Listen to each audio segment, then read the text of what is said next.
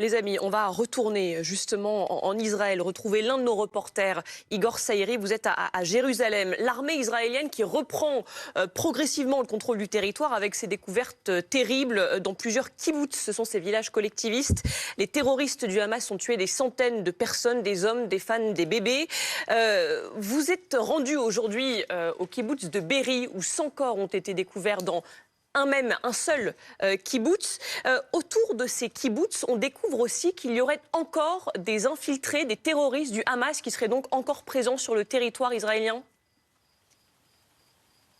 Encore présents ou arrivés sur le territoire du Hamas, du territoire d'Israël, pardonnez-moi, 5 jours après cette attaque du Hamas. En fait, ce qu'il s'est passé, c'est que nous étions avec Domiti Berthaud et une autre équipe de BFM TV en train de suivre une visite de presse dans ce kibbutz, effectivement. Et Fanny Morel, qui nous accompagnait, était dans un véhicule militaire avec un soldat. Elle le filmait, elle l'interviewait dans ce véhicule avant d'arriver devant le kibbutz. Et une alerte au missile a sonné. Et à ce moment-là, eh bien, dans le véhicule où elle était, le commandant du militaire qu'elle interviewait a reçu une information dans son talkie-walkie qui laissait entendre que 3 Palestiniens, 3 terroristes étaient sur le territoire israélien et qu'ils avaient été neutralisés.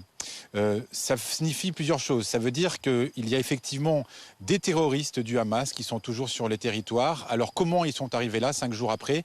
D'après un contact qui est très bien renseigné, il y a la possibilité qu'ils soient toujours là, cachés, depuis l'attaque. C'est très peu probable parce qu'ils doivent manger, ils doivent boire, et 5 jours après, ça paraît compliqué. Il y a aussi une autre possibilité qui revient régulièrement dans les conversations et dans la presse, c'est que la frontière avec la bande de Gaza n'est pas totalement sécurisée par les militaires de Tsahal.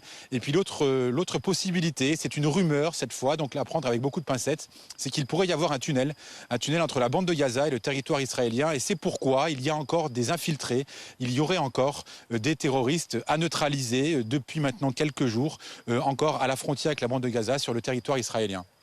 Merci Igor Saïri. Et vous veniez à l'instant de parler de rumeurs. Justement, ça va être ça aussi le sujet de notre dialogue maintenant, parce que sur les réseaux sociaux, elles y vont, les rumeurs. Et Raphaël Grabli, vous êtes ici pour nous en parler, parce que vous avez à plusieurs reprises rappelé combien le Hamas avait un allié de communication. C'était, entre autres, ex-Twitter, X, qui pour diffuser la propagande du terrorisme, si j'ose dire, se pose là.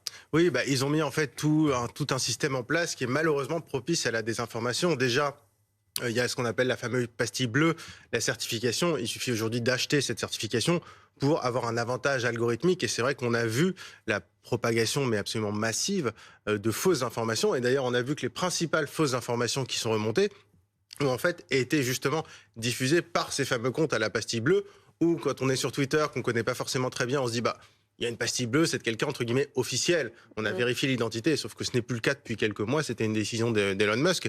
Et puis surtout, l'autre problème, c'est l'absence totale et revendiquée par Twitter de toute modération. C'est-à-dire qu'ils ont même plus bien communiqué pour dire il faut voir ces images. Sauf que le problème, c'est pas de voir ou de pas voir les images, c'est comment on voit ces images. Est-ce qu'on voit ces images avec un traitement journalistique, en floutant, en avertissant, en donnant du contexte, ou est-ce que simplement on reprend la propagande du Hamas? Et le problème, c'est que sur Twitter, ce qu'on voit, c'est des images qui sont directement issues de la propagande du Hamas. Et pour lutter contre cette propagande terroriste, c'est vrai que M. Darmanin, le ministre de l'Intérieur, et M. Barrot, qui est ministre délégué au numérique, vont tenter de rencontrer les plateformes? Oui, alors c'est ce que nous dit le cabinet de Jean-Noël Barrot, là, à BFM TV ce soir, c'est qu'ils ont prévu d'ailleurs, une réunion en début de semaine prochaine avec Gérald Darmanin, avec l'ensemble des plateformes. Mais on a vu qu'il y a une tension aussi avec Thierry Breton, le commissaire européen, qui a averti Twitter. Et on a eu des avertissements du gouvernement parce qu'en principe, il y a une régulation européenne, en plus qui est maintenant un peu plus pointue, le DSA, qui impose aux plateformes de mettre en place des outils de modération. Et Elon Musk a dit, en fait, vos règles, je m'en fiche un peu et je les appliquerai pas. Donc maintenant, la question c'est... Où on va avec ça? Comment on fait? Mais il risque gros, non, s'il n'applique pas les règles? Alors, sur le principe, il risque une amende. Mais est-ce qu'il s'en fout pas un peu? Et il risque l'interdiction sur le territoire de l'Union européenne. Ça, c'est autre chose. Ça, c'est-à-dire le blocage de Twitter. Maintenant, ça va être un peu un combat entre Elon Musk et le régulateur européen. En général, Elon Musk, le régulateur, il s'en fiche un petit peu. Donc, il en fait qu'à sa tête. Et lui, il est convaincu du fait qu'il faille montrer les images, si ce n'est quand même, accessoirement, un enjeu économique parce qu'il a quand même licencié 90% des équipes et donc il n'y a plus d'équipe de modération. Thierry Arnaud et puis Elie Chouraki sur ce sujet. Oui, très rapidement, la désinformation, elle est parfois volontaire, c'est de la manipulation, et elle est parfois involontaire. L'exemple très concret qui est arrivé ce soir, on a annoncé une invasion ou un début d'offensive depuis le sud Liban dans le nord d'Israël. Et il y a eu des alertes, il y a eu de multiples messages sur les réseaux sociaux qui ont expliqué qu'il y avait des troupes qui étaient en train de s'infiltrer, des paramoteurs comme on les a vus autour de la bande de Gaza qui étaient en train d'arriver, des drones. Et tout ça a été, quelques heures plus tard, démenti par les forces israéliennes. Donc les réseaux sociaux, elles ont parfois ce risque également de propager de fausses informations involontaires qui enflamment une situation qui est déjà très compliquée. Oui, très clairement, depuis que les réseaux sociaux existent, les frères musulmans, toute l'engeance terroriste l'a bien compris, et c'est une de leurs priorités. Dès qu'il y a ce genre de situation, ils se mobilisent, ils ont de l'argent, ils investissent pour que leur information soit démultipliée. Et vous voyez, par exemple, les attaques comme ça, dites de drones, etc., c'est pour faire peur aux populations. C'est pour continuer un terrorisme comme ça, verbal.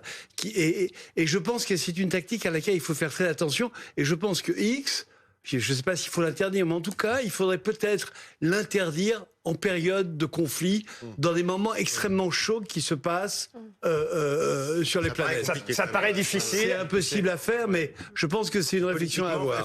Raphaël Grabli. Non, et puis ça a une utilité aussi quand même. Je veux dire, le problème, c'est qu'à la base... On s'en sert nous aussi pour s'informer. En tant que journaliste, on s'en sert tout le temps. Ça nous sert aussi à contacter justement des gens parfois... J'ai envie de vous dire comment on faisait avant. Nous, on a, vous avez comme nous, on a des réseaux que vous pouvez décrypter, que vous connaissez. Le problème de Twitter, c'est que c'est une espèce de réseau qui a des résonances énormes et qui malheureusement ne peut pas être vérifié. Non, mais le problème, c'est aussi le rôle des algorithmes qui sont conçus pour amplifier ce qui est clivant. Et donc forcément, dans un conflit aussi sensible que ça, le fait d'amplifier ce qui est clivant, ce qui est de l'ordre, de l'émotionnel, forcément, ça va donner une résonance. Sur les batailles de chiffres, en fait, on peut le manipuler. Par exemple, c'est affreux. On a vu sur les réseaux sociaux là depuis 24 heures des batailles de chiffres autour de bébés morts. C'est vraiment fou d'imaginer ça. Mais ça, c'est toute la différence entre une erreur potentiellement ou alors des faits qui sont. Enfin, on est dans une situation qui est mouvante. On n'a même pas encore de bilan. Donc c'est toute la différence entre des médias qui travaillent, qui recoupent des informations, qui donnent une précision, qui peut-être ensuite donnent une autre précision, et une fausse information. Une fausse information, c'est pas la même chose. Une fausse information, c'est je publie un tweet, je sais où on me dit par ailleurs qu'il est faux, mais ce tweet a été vu par 10 millions de personnes, et donc je le supprime pas parce que je veux garder mes 10 millions de likes. Donc c'est pas du tout la même chose. Vous-même, vous avez été pris à partie à plusieurs reprises à propos de tableaux sur les morts civils palestiniens ou les morts en Israël. Et il y a là aussi une bataille on ne sait, vous, je vous crois bien sûr, mais on ne sait plus qui croire parfois quand on voit des tableaux comme ça arriver sur les réseaux sociaux sans qu'on sache d'où ils viennent. Non, mais il y a des informations qui peuvent en fait être, on va dire, complémentaires. D'ailleurs, pour le coup, il y a une fonction sur Twitter qui est plutôt utile, c'est ce qu'on appelle les notes de la communauté, qui permet d'ajouter du contexte à un tweet, et ça permet... Alors, elles sont pas toujours bien utilisées, mais dans l'ensemble, ça fonctionne pas trop mal. Mais encore une fois, on compte sur les internautes, et ça permet d'ajouter du contexte. Et c'est vrai que quand on donne un chiffre, en fait, il peut y avoir deux chiffres vrais, mais qui méritent d'être mis en contexte. Et là, on parle beaucoup de X, mais les jeunes sont beaucoup sur TikTok. Alors ça, c'est l'autre problème, exactement. Et là, on revient sur l'absence de modération. On ne sait pas ce que TikTok va faire, mais même sur des plateformes, entre guillemets, j'allais dire plus classiques comme Facebook. En fait, il y a une situation qui est quand même très inquiétante, c'est qu'on a à l'heure actuelle, comme je disais, la situation est loin d'être figée. On a une centaine d'otages israéliens qui sont à Gaza. 150. Avec potentiellement les terroristes qui ont peut-être leur smartphone, accès à leur compte, et qui vont avoir sur des plateformes où il n'y a aucune modération, libre cours, un espace numérique. Mais on a eu d'ailleurs des témoignages. Ils prennent les téléphones portables de leurs victimes et diffusent des vidéos d'eux en train d'être torturés, etc. Et l'envoient à leurs proches. Et donc, comment est-ce qu'on fait ? Oui, non, pardonnez-moi. Ce que je dis justement, c'est que l'information, c'est de la liberté. Et la liberté, ça n'est pas Twitter. C'est-à-dire qu'à partir du moment où on peut douter d'une information, surtout sur des sujets aussi graves, on n'est plus du tout dans la liberté, on est dans la manipulation, ce qu'il y a de plus dangereux pour toutes les démocraties. Un mot sur l'humour juif, parce qu'il est là encore, Bien l'humour sûr. juif. Et Julien Baloul, qui intervient de temps en temps sur notre antenne, a retweeté oui. un post, je ne sais pas si vous l'avez vu aujourd'hui. Je l'ai vais me partagé. permettre de le donner. Je ne suis pas juif, mais je devrais le donner à Ali Chouraki. Allez-y, vous J'ai allez trouvé faire ça très bien. formidable que même Julien Baloul, qui est quelqu'un qui intervient ici sur des sujets très très graves, ait eu envie de cette note humoristique pendant ce conflit. Il a retweeté, parce que c'est ça aussi, les réseaux sociaux, il a retweeté: les soldats israéliens demandent aux familles ashkénazes d'arrêter de leur envoyer de la nourriture. La situation est assez difficile pour eux comme ça. Ça vous fait rire, Élie Et ça me fait rire. Et vous savez, c'est ce qui est extraordinaire dans ce peuple qui a évidemment un parcours de douleur, un parcours de joie aussi, bien sûr. Et c'est merveilleux, mais aussi un parcours de douleur. C'est qu'il a toujours réussi. Il est allé chercher sa résilience dans l'humour, dans le rire. Parce que le rire, c'est la vie. Et comme le peuple juif, les tribus juives sont amoureux de la vie, aiment passionnément la vie, le rire pour eux est une constante. Vous y Oui, ajoutez et quelque pour chose, terminer Raphaël? sur une note plus joyeuse, c'est vrai que pour le coup, les plateformes sont un outil magnifique pour relayer aussi dans ces moments difficiles Oui. ces dessins qui deviennent aussi viraux. Et donc, Si avec ça, je serais d'accord. Oui, non, mais mais malheureusement, il n'y a pas que ça. Blanche, Mais il faut bien Blanche, les rideaux, un Blanche. Oui, mais malheureusement, comme vous l'avez dit très justement, il y a quelque chose qui est inhérent au fonctionnement des réseaux sociaux et qui vient aussi de notre fonctionnement neuronal, qui est le biais algorithmique négatif, qui fait que même si vous êtes paré des meilleures intentions du monde, votre attention va être davantage attirée vers un tweet négatif qui sera plutôt dans un registre de la haine et de l'angoisse. Et donc c'est vrai que aujourd'hui, avec l'absence de modération, comme vous l'avez dit, on a une surenchère dans l'horreur qui est Surtout que maintenant, on est payé pour ça en plus. c'est beaucoup plus dur de voir les gens émerger, rémunèrent. alors même Pablo. que- Mais les gens, ils sont pas là pour ça. Moi, je fais un tweet. D'ailleurs, j'en ai fait un lundi où je disais juste, j'appelais à la paix et je me disais que quand même, il faut trouver une solution. Enfin, c'était vraiment un tweet de désespéré et pacifique, un peu bisounours.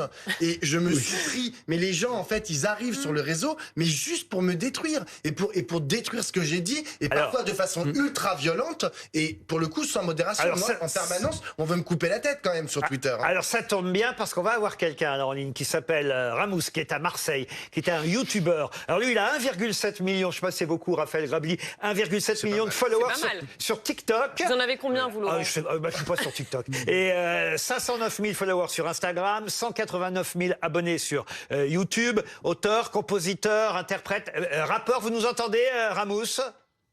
Je vous entends très bien. Et c'est vrai que j'ai vu votre information, enfin votre cri aujourd'hui en disant, vous adressiez à votre public, à vos fans, aux jeunes, réclamez la paix. C'est ça que vous disiez aujourd'hui. En fait, j'ai eu besoin avec tous ces débats, toute cette haine qui a été diffusée sur les réseaux sociaux, j'ai senti qu'un peu les gens étaient tendus et j'ai eu besoin en fait de faire un cri de paix pour dire aux gens d'arrêter de croire que c'était un match de foot entre Paris et Marseille ou le Barça et le Real Madrid, mais tout simplement penser aux vies humaines. Moi, j'ai de la peine pour un mort qui soit palestinien ou israélien, et j'avais besoin de dire aux gens qu'on vit dans un beau pays qui est la France, qui prône la liberté, l'égalité, la fraternité, et que moi, je ne fais pas de différence. C'est-à-dire que j'ai grandi avec des Noirs, des musulmans, des chrétiens, des bouddhistes, des juifs, des athées, des homosexuels et des hétérosexuels. Et moi, je veux la paix et je veux que le sang ne coule plus. Donc j'avais besoin de le dire et de dire, ça peut paraître kitsch, mais on est nombreux à réclamer la paix. Et j'aimerais que certaines personnes arrêtent derrière leur écran ou quand ils ont une responsabilité qui sont suivies par des milliers, voire des millions de personnes, arrêtent de croire que c'est en prenant parti bêtement dans un conflit qui est bien plus vieux que ma naissance et qui, si ça continue avec les abrutis qui font partie de ce monde, malheureusement, qui sera là encore après ma mort. Et moi, j'avais besoin de crier cette paix, de crier cet amour, et ça a été entendu. Et j'espère que beaucoup d'autres vont sortir de leur tanière et vont arrêter de faire les autruches et vont réclamer la paix parce qu'on vit quand même dans un pays qui a pas mal souffert de ce genre d'attentat. Il n'y a pas de mais à mettre après un attentat qui soit commis envers des Palestiniens comme des Israéliens. Voilà une Il y a très pas de belle mais à phrase.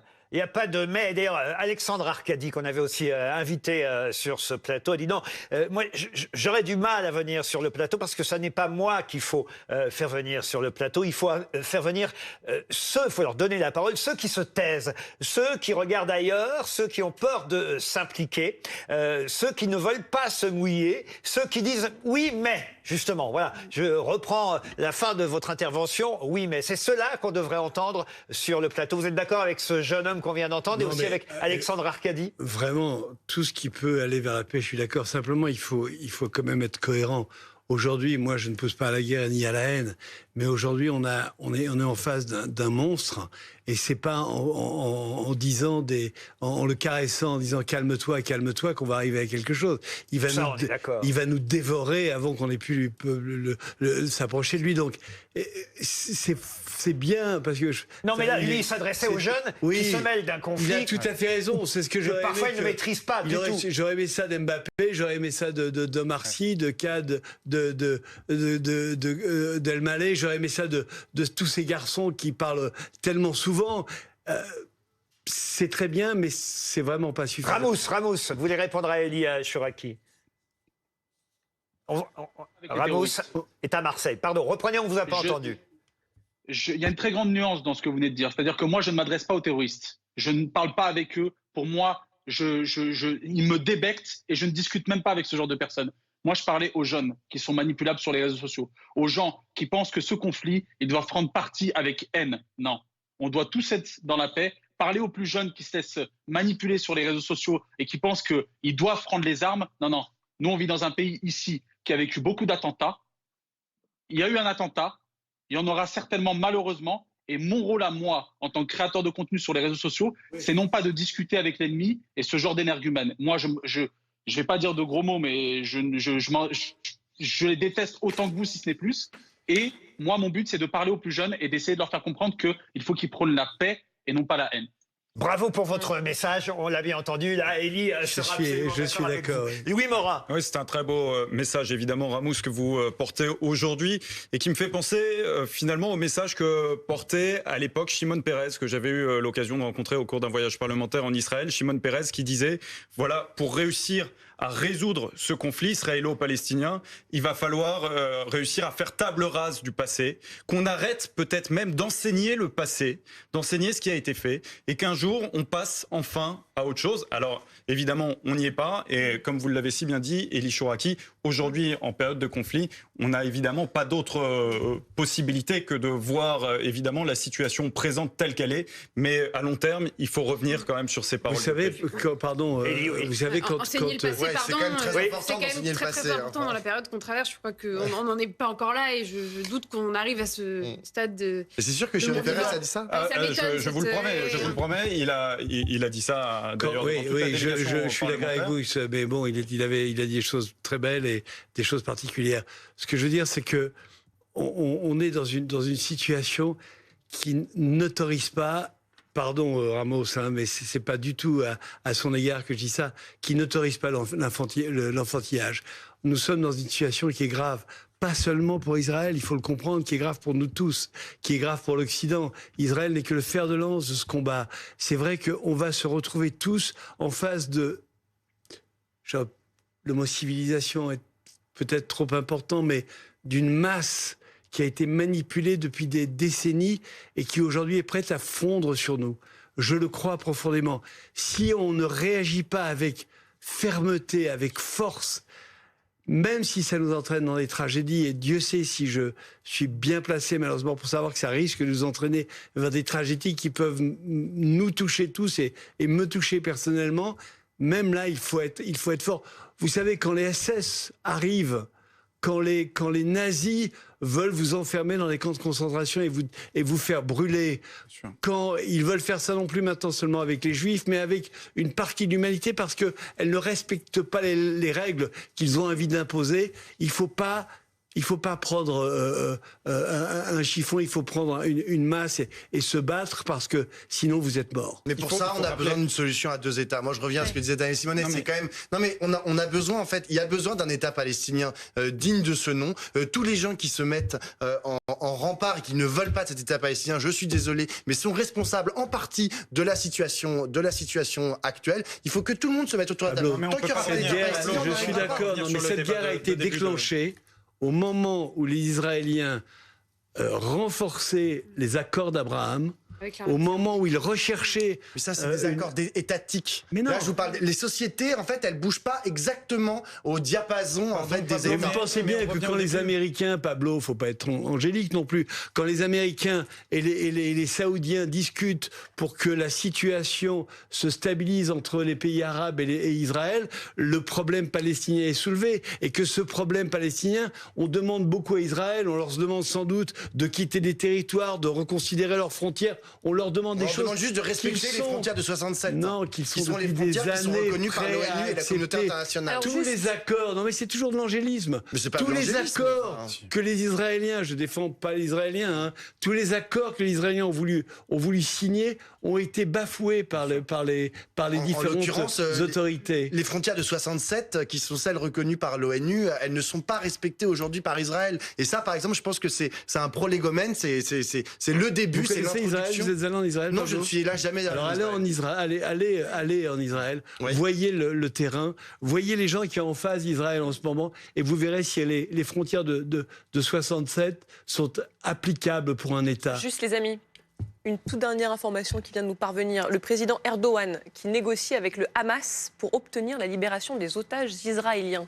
On pensait que peut-être le Qatar, éventuellement, pourrait essayer d'aider à libérer ces otages. Finalement, c'est les Turcs, Thierry Arnaud? Oui, c'est pas totalement une surprise que les Turcs soient dans un bourg. Vous savez, il y a ce groupe de pays qu'on appelle le TIC, hein, Turquie, Iran, Qatar, qui sont effectivement les pays qui ont cette capacité d'influence auprès du Hamas. Donc que ce soit la Turquie qui rentre dans ce rôle ce soir, ce n'est pas totalement surprenant. Turquie qui avait aussi voulu être le médiateur dans le cadre du conflit russo-ukrainien. Et ça, c'est important aussi de se dire que tout ça avantage sûrement Vladimir Poutine, qui doit se dire c'est de l'attention occidentale détournée du conflit Et en plus, il en faiseur de paix. Ukraine. Et Là, donc, Poutine, il dit oui, je vais être le négociateur, etc.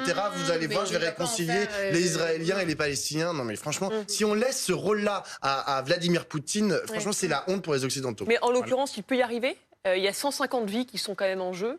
Qui risquent d'être sacrifiées si les bombardements du Tsahal se poursuivent à Gaza pour essayer de viser le Hamas, mais ça fait évidemment des victimes collatérales. Est-ce que Erdogan peut sauver la vie de ces 150 personnes d'une certaine manière? Au point où on en est, ça me paraît quand même un peu compliqué, parce que même dans l'hypothèse où il y arrive et où le Hamas décide de libérer les 150 personnes et que tous les otages sortent, est-ce que ça suffit pour empêcher Israël de mener son offensive et de mener à son terme l'éradication du Hamas promise par le Premier ministre israélien? Je ne crois pas.